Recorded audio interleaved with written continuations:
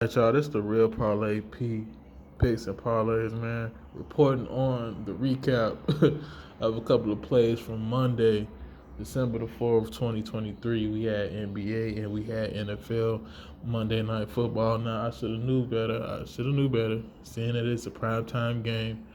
So many people viewing and all of that stuff that Vegas was going to pull some. But we're going to get into that after I go over this smack. It's plus 400 that hit in the NBA. 2 games that were on. It was only 2 games, I believe. It wasn't 3.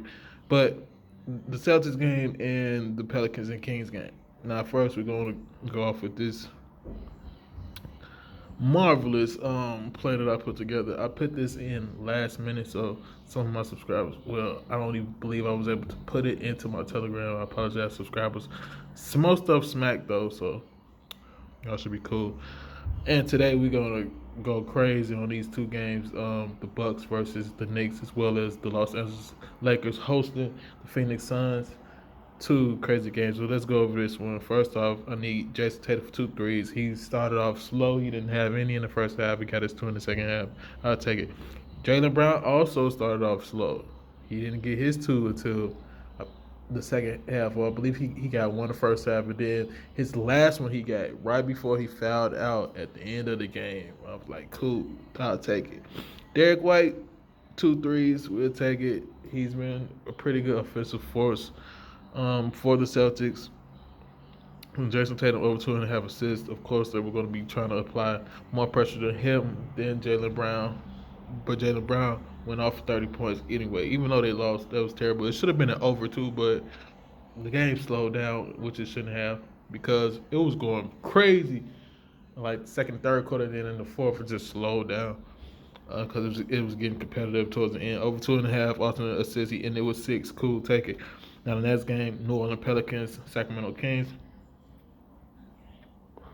Herbert Jones, over 2.5 rebounds, ended with 5. Jonas Valanciunas over 6.5 rebounds. The man, I believe, only had 1 at the end of the first half. What was going on?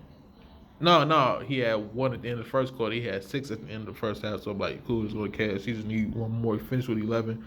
Zion Williamson, boy, oh boy, on this next list that I show y'all that I missed, it was only because of him scoring 10 freaking points. 10 points. They were triple teaming him. Sacramento Kings were like, get somebody else to do it. And the Sacramento Kings still lost, even by triple teaming Zion, which means they shouldn't have triple teamed him. Terrible defense from Sacramento at home. I was believing that they were just going to try to play their offensive game and try to win as opposed to trying to be so defensive. It backfired on them. Boo-hoo. Herbert Jones over 2.5 boards, blah, blah, blah. Yeah, Zion Williamson finished with 6 assists. Boy out there passing it. I believe that I already knew that he was going to have to pass it, but I believe also he was going to score. Now let's go over this beat for this same game. And then we're going to transition to NFL and how they pulled the trickery. Okay, so we're going to go over the same game parlay I had. Plus 306, right? Everything else cash except Zion Williamson over 19.5 points. The boy finished with 10. Like I said, he was getting triple team. Brandon Ingram over 17.5. Finished with 30. De'Aaron Fox over 22.5. Finished with 30. Season McCullough over 3.5. Finished with 7. Herbert, every time him, Brandon Ingram play, and Zion Williamson, CJ turns into a point guard, so I'll take it. Herbert Jones over 1.5 assists. The man finished with 5. Brandon Ingram over 2.5 rebounds, finished with 8. And Fox over 1.5 boards, finished with 5. Clear cut should have cashed, right? Thanks a lot, Zion. Thanks a lot, Sacramento, for thinking that y'all was doing some good defense by triple team, man. No, you weren't. You still lost with 10 freaking points. Messing up the churches. Money. That's cool. Let's go over these 2 beats. Oh my God, we're going to start with the plus 358. Oh man, this was laced, man. I laced this slip, man. Trevor Lawrence was going crazy until he mysteriously got, well, it wasn't even mysteriously. He actually got hurt. That shouldn't have happened, man. And he was on the drive in which the Jaguars were about to score at the end of the game and end the game, man. They was about to end the game. But no, before that, in the first quarter, Kristen Kirk, the man was untouched. He got injured from catching a football.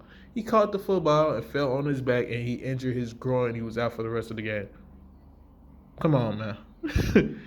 Look, y'all see this slip, right? Evan Ingram, 40 plus receiving yards, finished with 82. I knew he was going to get that because he's just been one of the most consistent targets for Trevor